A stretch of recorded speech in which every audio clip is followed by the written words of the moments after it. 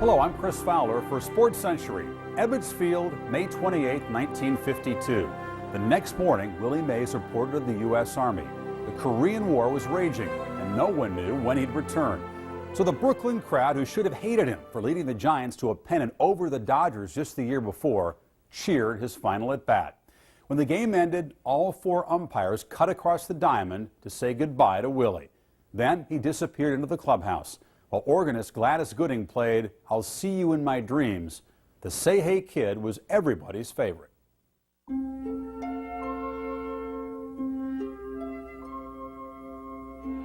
I remember my father taking me to the Polo Grounds. I remember sitting on my father's shoulders to see over the heads of the people in front of us. I remember what it felt like and smelled like. I remember my dad saying, "There's Willie Mays. Look, there's Willie Mays." Willie Mays batting at .345, the National League batting champion. Here's the guy that a lot of the people here this afternoon have come to see. When he roamed the outfield, he was the free spirit in the outfield. Willie was the wind-up toy whose batteries never died. He would do things that you really can't explain. You'd have to see him in a game situation. Going from first to third on a ground ball to shortstop. Scoring from second base on a sacrifice fly as a matter of routine. His territory was from foul line to foul line, just stay out of his way. Fresco Thompson, the general manager for the Brooklyn Dodgers, said Willie Mays' glove, where triples go to die. Wow. And now, fans, this is Jimmy Dudley speaking to you again from the Mutual Radio booth. And today we're all set to bring you the first game of the 1954 World Series. Game 1 of the 1954 World Series. Tied at 2 in the 8th, Cleveland had runners on first and second with nobody out. The pitcher was Don Little. The batter, of course, was Vic Wirtz. Situation was important, and there was Mays out in center field. There's a long drive, way back in center field, way back. Willie ran like a pass receiver, heading for the ball, and nobody thought he was going to catch the ball. Nobody. As I'm running, I'm not worrying about catching the ball. My biggest problem was, how am I going to get this ball back into the infield? If I didn't catch the ball, the guy on second is going to score. The guy on first is going to score. Way back, it is. It's the instinct. He knew the situation, he knew the game score, he knew the men on base. The amazing thing about the catch is not the catch. It's the presence of mind to make the catch and whirl and make the throw. It was essential Willie. It was the impossible play that he made because of this tremendous talent he had for doing more than he was capable of doing. That catch was the defining moment of the 1954 Giants. It was the defining moment of the 1954 World Series. And it was a defining moment of Willie Mays publicly, because now they had a reference point to say, do you remember when? If his catch proved historic, it was not necessarily his best. With the play against Brooklyn 3 years earlier, the rookie sensation provided a hint of things to come. There was a play in an afternoon game at the Polo Grounds, and Billy Cox was on third base. And Perillo hit a ball into right center field. It was almost in right field. Here comes this kid, Mays, like a streak, makes a headlong catch. He was parallel with the ground when he caught the ball. Then, in an unbelievable move, he hit the ground, rolled over, his hat flew off, and he threw just blind. And Cox was out by 3 good strides. Charlie Dresden was the manager of the Dodgers, and they went in and asked him, the reporters asked him what he thought about that after the game. And Charlie said, "I'd like to see the son of a do it again." He seemed to do it all the time. 12 Gold Gloves, almost 2,000 RBI. The first player to hit 300 home runs and steal 300 bases. For 22 seasons, Willie's genius flashed from every aspect of the game.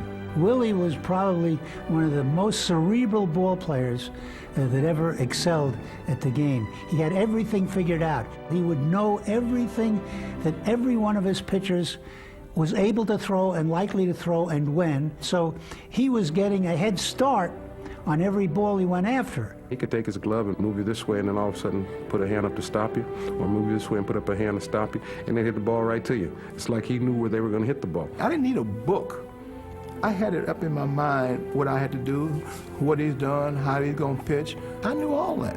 Many, many times a pitcher would release the ball and he could see the flight of the ball, and if he thought it was going to bounce in the dirt, he would take off before the ball actually went into the dirt. Willie had an inventive way of playing baseball, just stretching baseball a little bit beyond its limits. He did it in every way.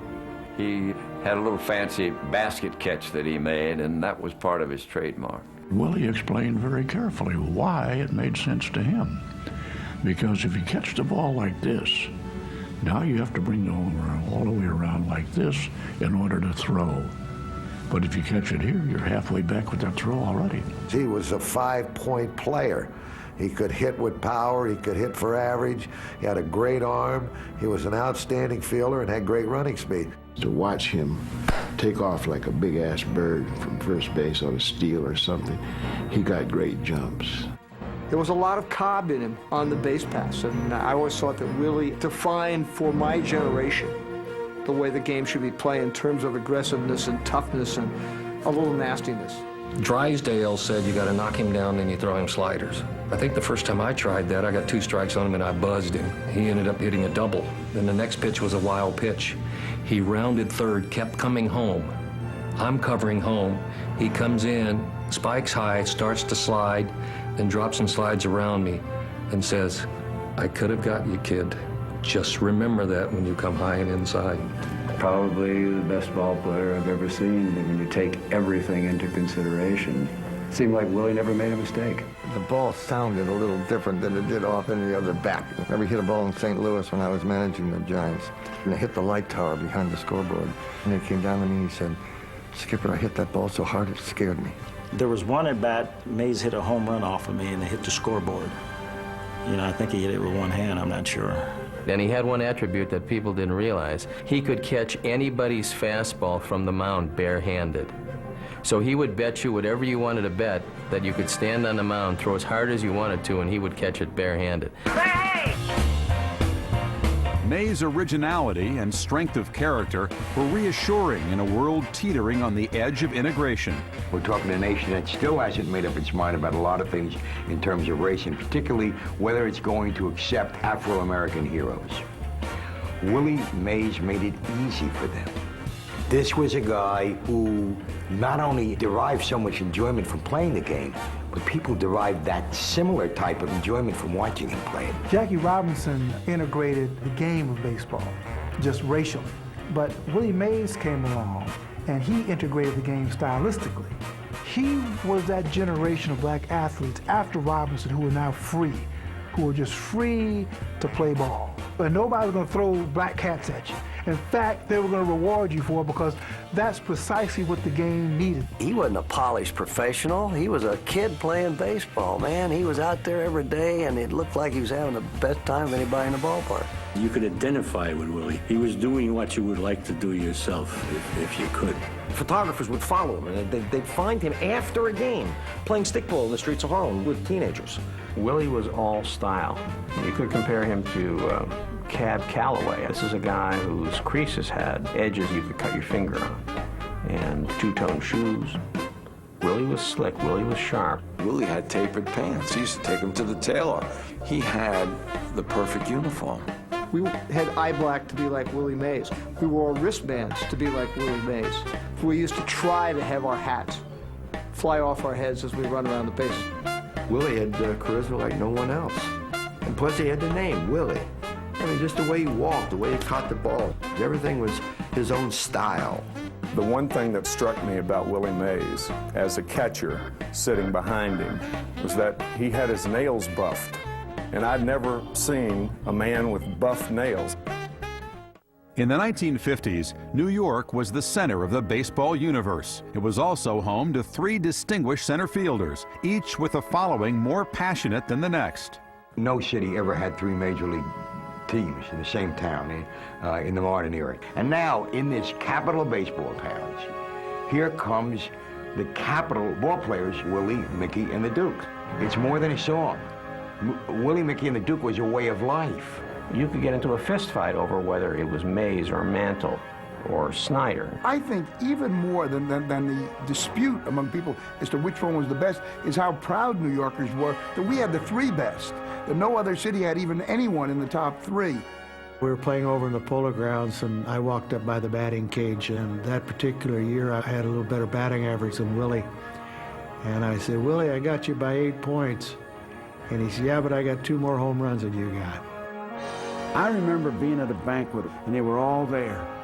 And Mickey Mantle got up and said that the best center fielder played for the Giants. New York embraced Willie. Even Dodger and Yankee fans conceded that he was not a bad baseball player. He could do no wrong as long as he was in New York.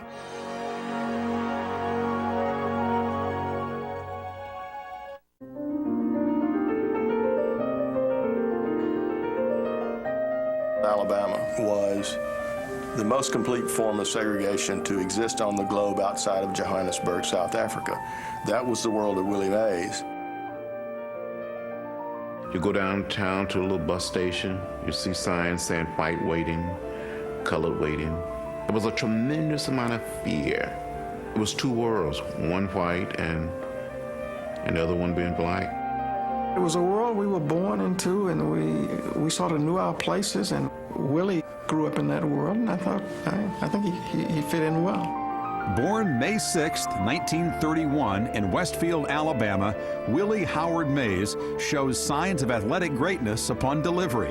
When Willie was born, the doctor took one look at his hands, and he said, I never saw hands like that, because he had no wrists. He had huge hands, and they just came down from a forearm and then sprang into 5 fingers. His mother and father both were athletes. His mother was very close to being a world-class track athlete. The father was very, very close to Willie. He said Willie started walking like almost 6 months old. And what he had done to test out Willie, he put him between 2 chairs, okay? And then put a baseball on one, and he said, get the ball, chase the ball, just to make Willie move and grab the ball. My mother remarried, and she had 11 kids. My father had 2. My mother died at a very young age, 34, and my father and I lived together. I think that's really where I began to understand about sports. We lived close by the ballpark, and I used to play in the field with my father and everything. It would be wrong to say that he grew up in dire poverty. He didn't. His father worked for Tennessee Coal, Iron, and Steel. His father could pick up a little change by playing semi-pro ball. I was very fortunate to understand the game at a very early age. My father would often talk to me about baseball, but I learned the game, I think, most on my own by playing with, I guess, older people. I learned the game very quickly. But baseball was just his summer game. In his teens, he was a star for all seasons. He was all-county and on our basketball team, our leading scorer in high school. He was a quarterback for Fairfax Industrial School in Alabama, an all-black school. I said, how far could you throw a jump pass? I said, about 60 yards. And he said, Don, that was my best sport. But nobody would have me because you could not have a black quarterback. So on the authority of Willie Mays, Willie was a better football player than a baseball player. Forsaking the dreams of the NFL, Mays signed to play for the Birmingham Black Barons of the Negro Leagues in 1948. He was just 16. I had to stay in school, so I played Saturday and Sunday when school was in. When school was out, I would go on the road with them. Piper Davis, he was the manager. He talked to my father, made sure that I had money on the road, make sure that I didn't spend the money. Whatever I got, I had to send home. He was like a second father to me when I was coming along. Fly ball, pretty deep fly ball, hit the center field. Willie caught the ball. I had my man tag up and go home. The ball's waiting for him. I said, after this season, somebody got to sign Willie. And you look over in the right field stand, which is where whites would have to sit at black ball games. There'd be a lot of white fans, and they started coming when Willie Mays started playing. I think he was very comfortable with his race in the South. He was a star in the Negro community, and I think that's where he felt his kinship. I don't think he was terribly concerned about integration, perhaps to his shame. 3 years after Jackie Robinson broke the racial barrier, the New York Giants were smart enough to spot Willie's exceptional talent, signing him in 1950. Mays batted .353 with Class B Trenton. The following year, they put him with Minneapolis.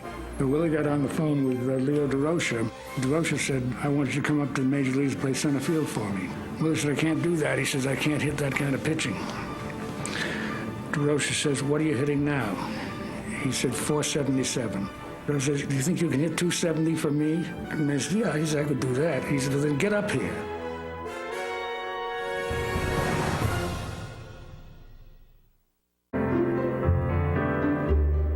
Mays joined the Giants on the road.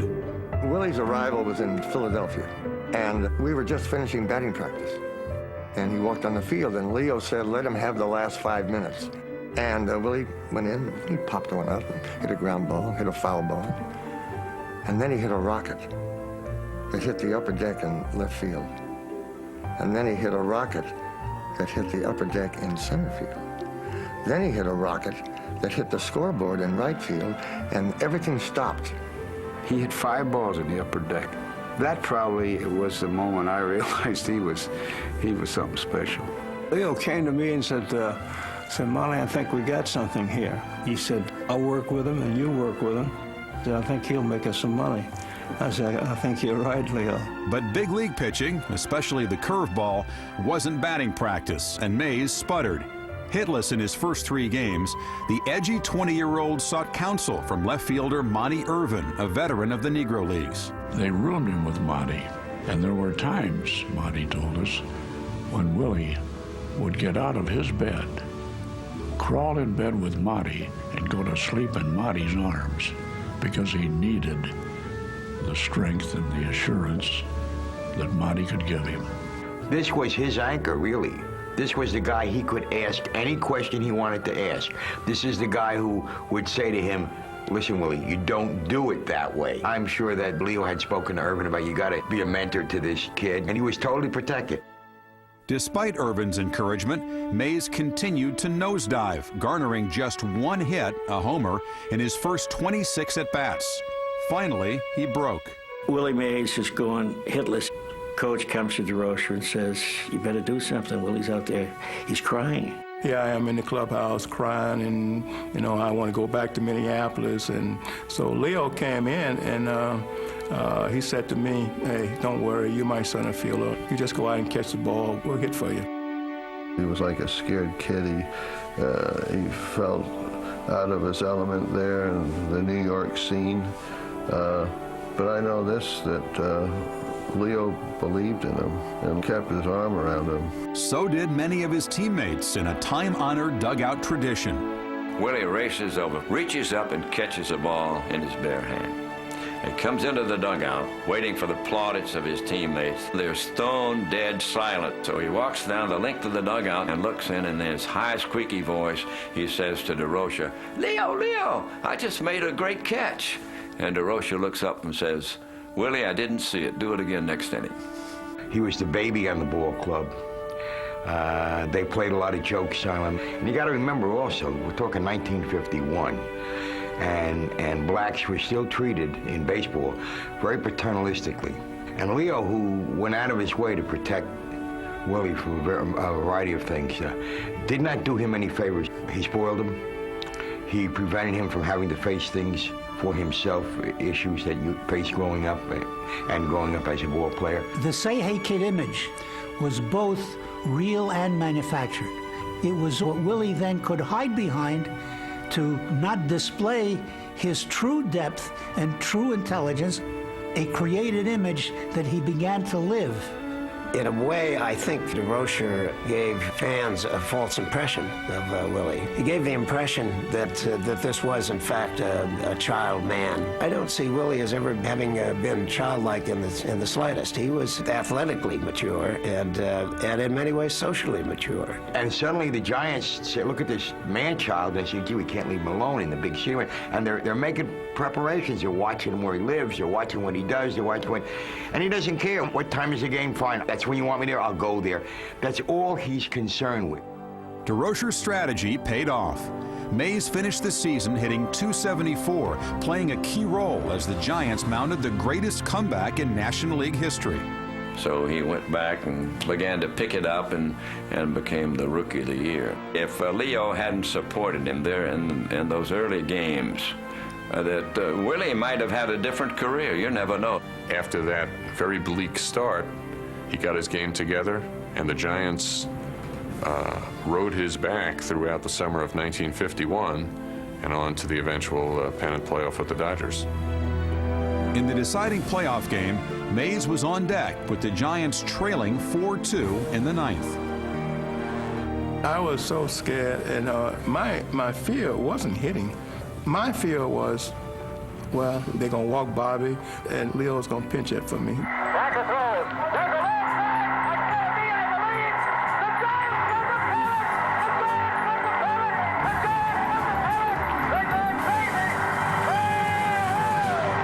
Mays served most of the next two seasons as a Korean War draftee, and upon his return in 1954, he began playing his best baseball.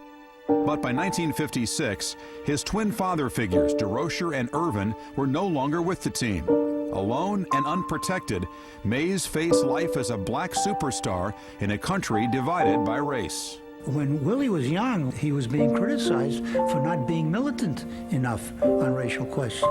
I don't think Mays was as aware of his times and his place. He was not someone who was giving a lot of thought to this world or to the history or to the situation. Mays was who he was. He was a great ball player. And to ask him to have been more, I think, was beyond what he was necessarily qualified to do. He's not dumb. He's not unaware. He's not interested in the rest of the world. He wasn't a militant. He wasn't an anti-militant. He didn't want to negotiate. He wanted to play baseball. That's all he wanted to do.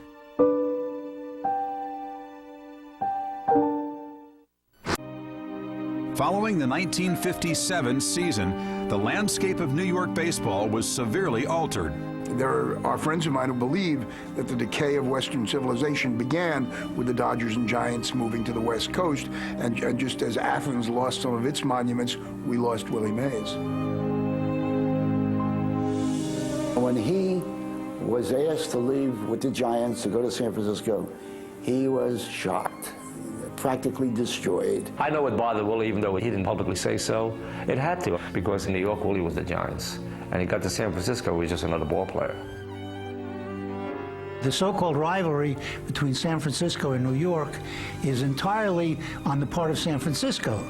So when Willie came out here with all the reputation and adulation he had acquired in New York, it was almost resented. The fans of San Francisco considered him New York's Willie Mays. He never was adopted the way he was by the fans of New York. I think the advanced publicity was, you think you've seen great baseball players, well, you haven't seen anything until you've seen Willie Mays. Now that, in small doses, is fine, but it actually was irritating to the sensibilities of knowledgeable baseball fans. You know, we'll decide how good he is once we see him play. There is no city with a tradition that matched San Francisco. And the tradition was that there was no such thing as a black ball player, but especially a black ball player who was being rated above DiMaggio. Joe DiMaggio had grown up in San Francisco, and the Pacific Coast League team had been very popular since the turn of the century. Here's Willie coming in with all the startling ability that he had, and they made it a little tough for him. Even the field of play seemed against Mays. The Polo Grounds' short left and right field porches were replaced by a stadium harboring the foulest weather in the majors. No question about it, I think Candlestick Park hurt Willie Mays an awful lot. It blew continuously from left to right. I always wondered how many home runs Willie Mays may have hit had he played in some of those ballparks that maybe would have favored a right-hand hitter.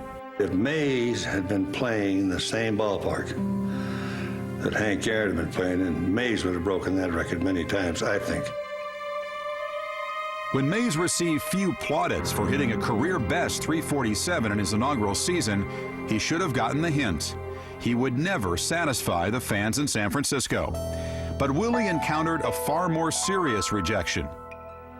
When he got there, he encountered something he had never encountered in New York, and that was racism. The house that Willie wanted to buy, neighbors started protesting, and the first week that Mays has lived there, a brick was thrown through the window. Almost immediately, he had competition out in San Francisco with Cepeda and McCovey, and there may have been the sense that, well, what do we need New York's hero when we have our own? Orlando was very outgoing. He was single at that time. He was in the top nightclubs dancing and, very visible, and Mays was not. I was at the right place at the right time. I was very fortunate to be able to start doing well. I was very surprised that Willie resented me. He never gave any outward signs of being hurt or anything like that, but he became a little recluse. A lot of baseball writers thought that he was kind of snobbish, but he wasn't. Willie Mays was a very bashful man when he came west. And Willie was introverted his whole career. People thought, he was sullen or because he didn't like people, but that wasn't the case. He stayed to himself. And what happens then is that Willie goes into a little bit of a shell. But suddenly, he's this eternal child playing baseball. Look at the way I can play this game. And people are looking at another guy. Gone were the friendly pepper games with DeRocher and Irvin.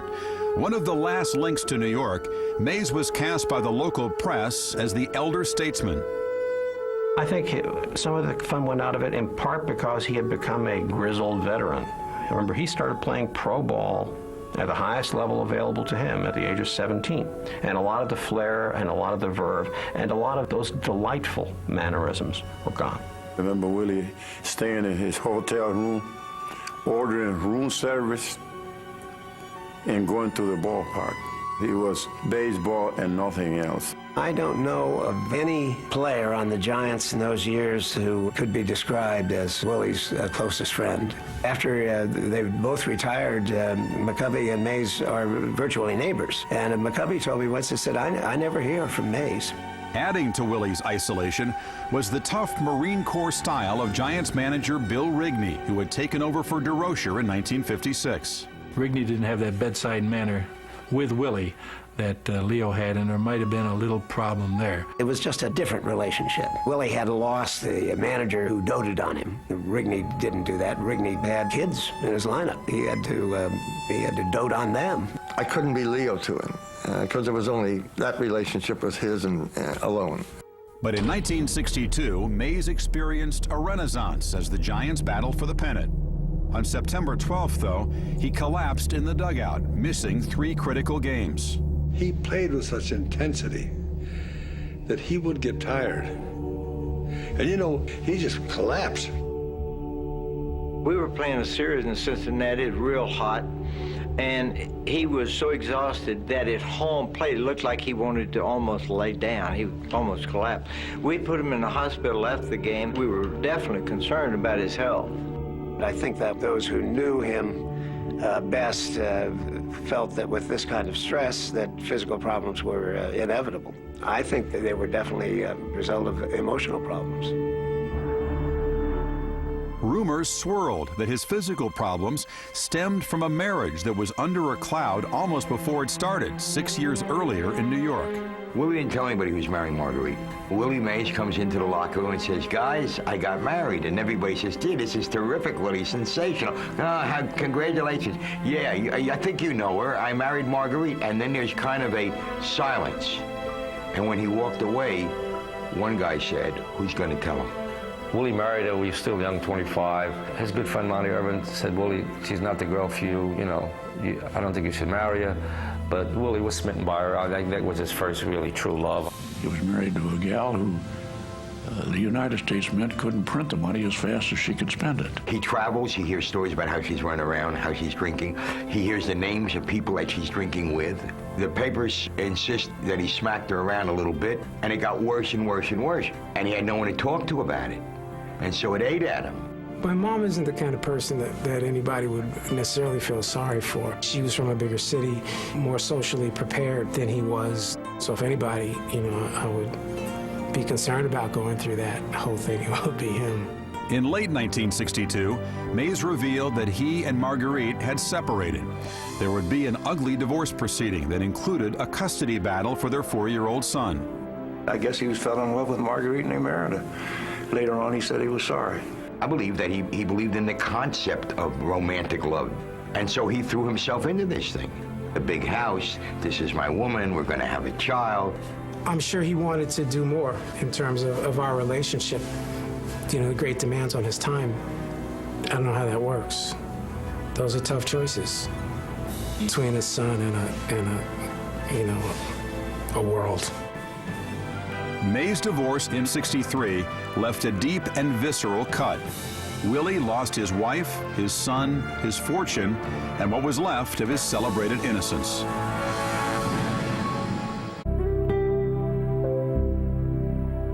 He was very unto himself. He didn't want the world to worry about him.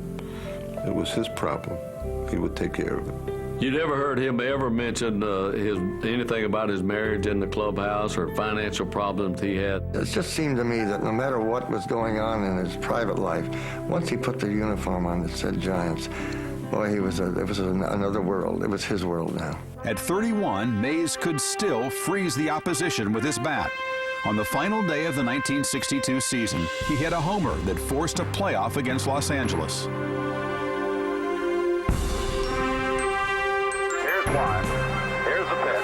A line drive to center. This could be it. Mays waiting.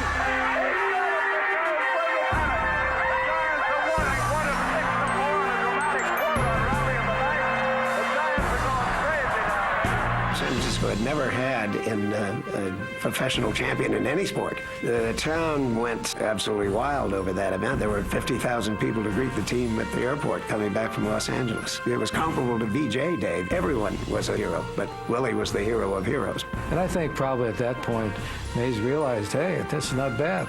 In 1965, Mays won his second MVP award after hitting 52 home runs. In the history of baseball, no one has ever hit 50 or more home runs twice, 10 years apart, except Willie Mays. No delivery, and Mays sends another one. Tell it, bye, baby. Willie Mays has tied a record, 4 home runs in a game. Tell it, bye, baby. Number 512 for Willie Mays. Mays hits it in the left field. Willie Mays. After his playing life merged into history, Mays began to reclaim his life off the field. Manager Herman Franks helped him stabilize his finances. And Herman knew Willie was having a tough time financially, but at that time, Herman Franks took him under his arm and put him in the right investments. I just wanted to help Willie. I wanted to see him do well. He was such a good guy, and I didn't want to see him end up broke. In spite of his burdens, Mays found a way to excel. By the end of the 60s, he was named Player of the Decade, and by 1971, he had a new role on the team. That year was the hottest year that I played because I had played so long and so much that every time I got a day off, I couldn't go home. I had to stay here, go in the bullpen, make sure that the guy positioned himself, make sure that the center fielder positioned himself in the way that I felt that he should be done. That's rewarding, but that's hard. Even in the end, when his skills were eroding, and the best thing he could do for the Giants was get on base, not push runners around or hit home runs, he learned how to walk. He led the league in walks, led the league in on-base percentage, which he'd never done in his career. In 1971, he started out like gangbusters. And through June, he was hitting over 300. He'd set a National League record for runs scored. And then all of a sudden, he just went downhill. With Mays struggling in the outfield, manager Charlie Fox brought him in to play first base, where Willie was not at home. Well, he just had so much pride, and you could see it in his performance on the field and see it in the clubhouse that he didn't have that smile on his face or the jolly Willie Mays that he was in the years before that. I think he played at such a high standard of performance for himself that this was a machine that was likely to break down. The hardest thing for a ball player to do is to look natural and graceful and unmindful of the obligations of performing before a crowd. What's more difficult than something you were once great at and you know what to do and you can't do it? It has to be the worst thing in the world. The worst thing in the world.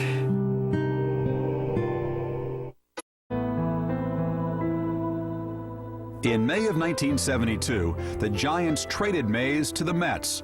For New Yorkers, it was a chance to see their hero again. For Willie, who returned with his second wife, May, it was a chance to reignite an old flame. First game back, as the fates would have it, the opponent is the San Francisco Giants, the team that didn't want him.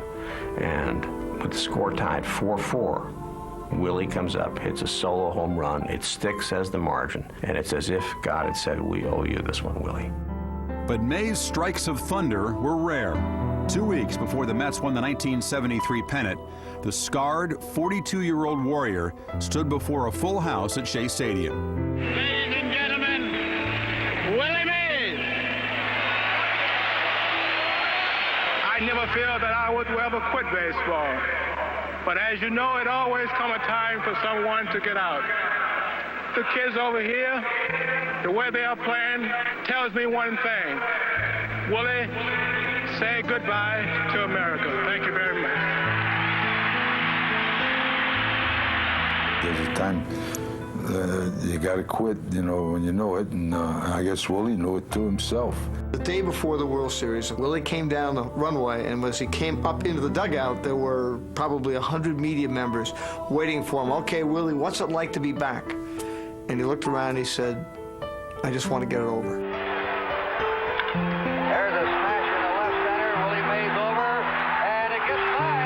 Willie Mays stumbling again as he did on the bases. To see the great Willie Mays have trouble with 2 fly balls in one game probably never happened before in his long career. It was embarrassing to see him out there. I mean, you felt for the man. This is the thing that I think all sports fans in all areas hate to see, is a great one playing in his last years having this kind of trouble. Willie's tank was on empty when he hit New York, and everything he did to help bring that really wretched Mets team all the way to the World Series was remarkable, but it reflected strain.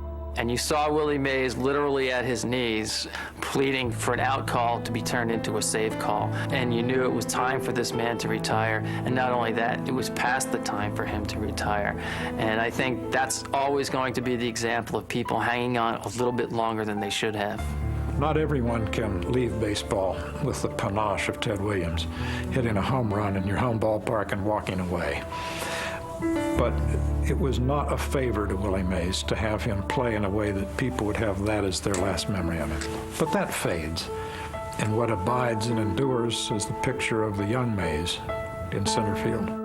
Mays stayed on with the Mets as a part-time coach, but the pull of his glorious past was too strong. He told me the pain was so great. He said he'd come to the stadium and put on his uniform. In about the 3rd or 4th inning, he wanted to play so badly, it hurt him so badly, he'd go to dugout change and leave. They made him a public relations man, and that wasn't Willie Mays. I think Willie Mays could have managed. He knew the game. He knew how to play the game. He played it better than anybody else, but nobody offered it to him. In 1979, Commissioner Bowie Kuhn delivered an ultimatum to Mays. Give up his part-time job at Bally's Casino or give up baseball. In need of money, Willie chose the better-paying position and was suspended indefinitely. The episode was just another bitter pill in what Mays perceives is a fading legacy. I think Willie definitely has the feeling that he's underappreciated, and I think it hurts him. He tends to withdraw to start with, so I think that just makes it even worse. Willie is bitter because he's not looked upon as the top player. Joe DiMaggio sort of took a little bit of that away from him. Ted Williams has taken a little bit of that. Aaron has started to take some of that away from him. He feels like he's not getting his just dues for what he accomplished and what he did in baseball. Willie is a very self-satisfied man. He's got a lovely wife. May is a very charming lady. He's got a happy life, and he's doing the things he likes to do, but he's so introspective, and it's so difficult. If he's got problems, woes, it's very difficult to get it out of him. Willie is the type of individual that will give you all the help that you want. All you have to do is ask him. He has very traditional values and ideals that are from that era. He very much believes in being stand-up. Not because you're supposed to, or not because, it's going to further your career or put more money in your pocket, but because he believes in those things. Maybe there's something authentic in being cranky and saying, I've given you plenty. If you want me to have an act, if you want me to meet you halfway, why should I? There are a million of you. Think of what effort that requires for me always to meet you halfway when there are so many of you. That's not fair. No one really knows Willie Mays. The public doesn't. The press doesn't. He's as much a mystery as DiMaggio was. He wanted to emulate DiMaggio on the field, and he wanted to emulate him off the field. DiMaggio was revered for protecting his privacy and doing things his own way, and Mays got a lot of flack. Joe DiMaggio was voted in 1969 as the greatest living ball player, and I asked him his opinion on who the greatest player that he had ever seen was. And unhesitatingly, he answered Willie Mays. 660 home runs, 24 All-Star games, the greatest player of all time, Willie Mays. I know in my own feeling, in my own heart, I was thinking, whoa, man, he's got to understand how much these people really, really love him. Willie Mays' legacy will go on forever. Willie Mays at his best not only could do everything, he made you smile watching him do it. He reminded you of why it's such a great game. He was like a little kid playing ball at the highest possible level of a grown man's skill. Forever, Willie Mays will be the young kid with the smile and giants across here. Willie Mays will be the maker of impossible catches, the stealer of impossible bases, the collector of impossible hits, the winner of impossible victories. And that legacy will never fade.